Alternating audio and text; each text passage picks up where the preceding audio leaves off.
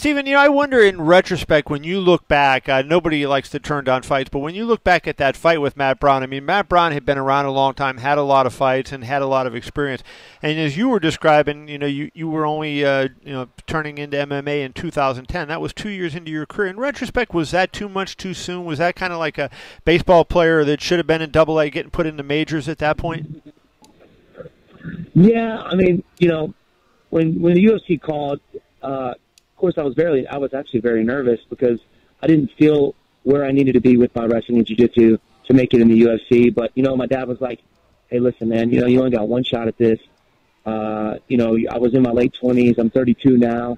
I got a fairly small window to do what I want to do. He's like, you know what, just go for it, man. And, I listened to my pops and been learning ever since. Of course, my first fight was a awesome knockout head kick, and we were excited about it. In 2 days we got back from Vegas. They were like, hey, man, we want you ready for Matt Brown in our early April. I was like, dang, man, Matt Brown, he's been in the game for a while. But, we were excited, so we were just like, hey, man, let's do it. And, when I look back at it now, I might have done something differently, but it happened.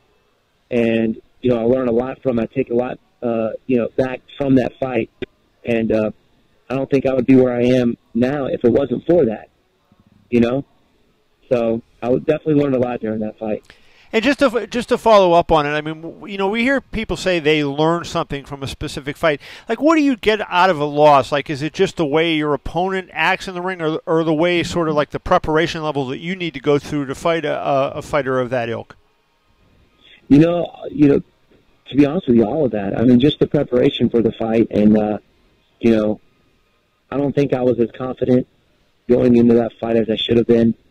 We hired a new strength and conditioning coach. I was walking around about 210, and first time ever cutting that much weight to 170, it just killed me. So we learned a lot from that, and just the whole mindset being in there and not being able to do what you want to do in the cage. I remember the first round, like, I didn't have my legs. I was done. I remember looking over at my dad, and he's looking at me, just yelling at me. He's like, "What the heck are you doing, man?" I was like, "I can't move, But I told myself, this guy's not going to knock me out. He's not going to submit me. I'm going to give this guy hell.